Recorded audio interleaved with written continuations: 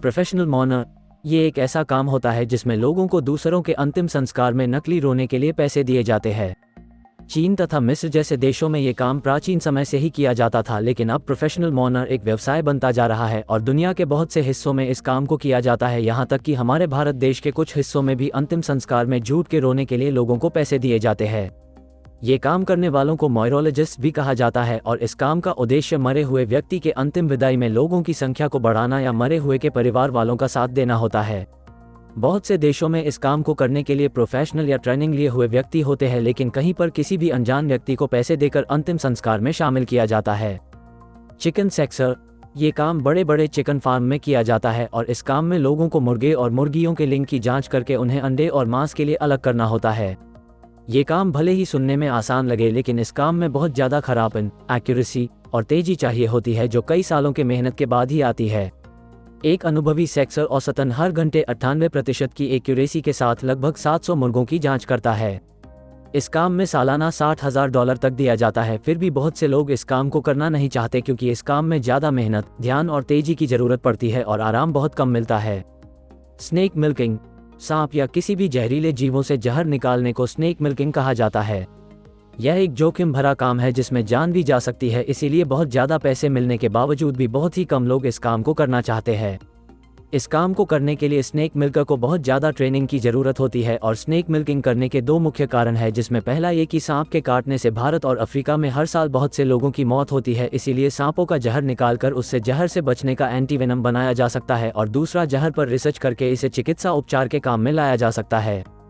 Fart smeller, ये बात सुनकर आप लोगों को शायद अजीब या गंदा लगे, लेकिन चीन में फार्ट स्मेलर यानी पात सूंघने की भी नौकरी होती है। इस काम को करने वाले व्यक्ति ट्रेनिंग से अपने सूंघने की शक्ति को इतना मजबूत बना लेते हैं कि वे दूसरे के पात को सूंघकर ही बता सकते हैं कि उनके पेट में कोई इन्फेक्शन या बीमारी तो नहीं है। इस काम को करने के लिए सालाना $50,000 तक दिए जाते हैं, लेकिन इस नौकरी को पाना आसान नहीं होता क्योंकि ये नौकरी पाने के लिए व्यक्ति की उम्र 18-45 वर्ष होनी जरूरी है, उसके नाक में किसी तरह की बीमारी नहीं होनी चाहिए और उस व्यक्ति ने कभी दारू या सिगरेट जैसा नशा नहीं किया होना चाहिए। लाइन स्टैंडिंग जॉब, अगर आप लोग बैंक या किसी टिकट की लंबी लाइन में खड़े रहकर थक जाते हैं तो आप अपनी जगह किसी दूसरे व्यक्ति को पैसे देकर खड़ा कर सकते हैं और वो लंबी लाइन में आपकी जगह बचा कर रखेगा।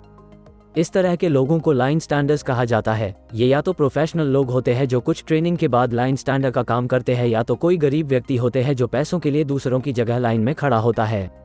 विदेशों में तो लाइन स्टैंडिंग जॉब काफ़ी प्रसिद्ध है, लेकिन भारत में भी नोटबंदी के समय बहुत से गरीब लोग पैसों के लिए अमीर लोगों के बदले लाइन में खड़े थे। आज भी भारत और विदेशों में बहुत से लोग लंबी लाइनों में अपनी जगह दूसरों को खड़ा होने के लिए पैसे देते हैं। रेंटेड बॉयफ्रेंड, जापान में आप अकेलापन दूर करने के लिए कुछ घंटों के लिए बॉयफ्रेंड को किराए पर ले सकते हैं और इसे वहां रेंटरू करेशी कहा जाता है। ये बॉयफ्रेंड असली बॉयफ्रेंड के तरह ही डेट पर जाते हैं, लड़की से बातें करते हैं और लड़की के दोस्त या घर वालों से भी मिलते हैं और डिनर पर भी जाते हैं, लेकिन डिनर का पैसा लड़की को ही देना होता है। लेकिन इन बॉयफ्रेंड्स की शर्त ये होती है कि ये लड़की से किसी अकेली जगहों में न मिलकर सिर्फ पब्लिक जगहों पर ही मिलते हैं। जापान में ये धारणा तब बढ़ी जब बहुत सी लड़कियां जॉब करने में व्यस्त हो जाती थी और उनके पास बॉयफ्रेंड बनाने का समय नहीं होता था, लेकिन उनके घर वाले लड़की की शादी को लेकर चिंतित रहते थे। तो वो लड़कियां जो जल्दी शादी नहीं करना चाहती थी, वे कुछ घंटों के लिए लड़कों को अपना बॉयफ्रेंड बनाकर घर वालों से मिलाती थी। धीरे धीरे ये काम बिजनेस बना गया और अब बहुत से लड़के इस काम को फुल टाइम जॉब की तरह करते हैं। पिछले कुछ सालों में चीन में भी यह काम काफ़ी बड़ा है।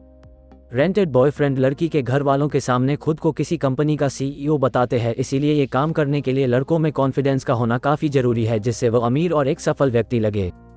पेट फूड टेस्टर, इंसानों की तरह ही जानवरों को भी स्वादिष्ट खाना पसंद होता है, लेकिन वे इसे बोल नहीं पाते और पालतू जानवरों के मालिक चाहते हैं कि उनके पाले हुए कुत्ते या बिल्ली का खाना स्वादिष्ट होने के साथ ही स्वस्थ भी हो, इसीलिए पेट फूड टेस्टर का यही काम होता है।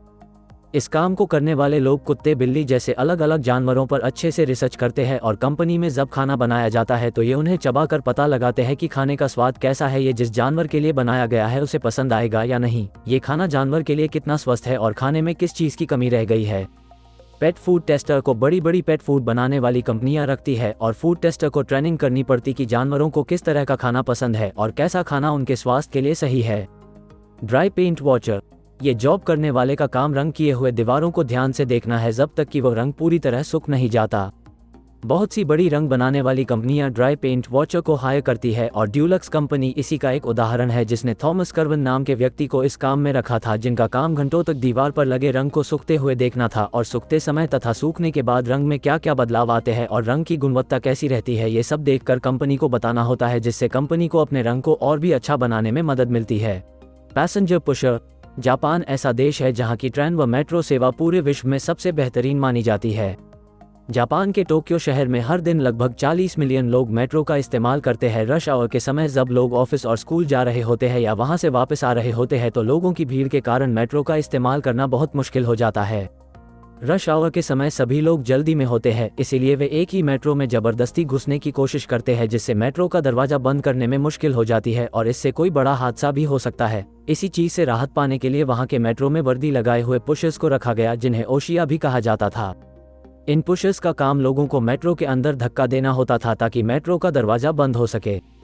जापान के बाद चीन, मैड्रिड और न्यूयॉर्क जैसे देशों ने भी अपने ज्यादा भीड़ वाले मेट्रो स्टेशंस पर पुशर्स को रखना शुरू किया।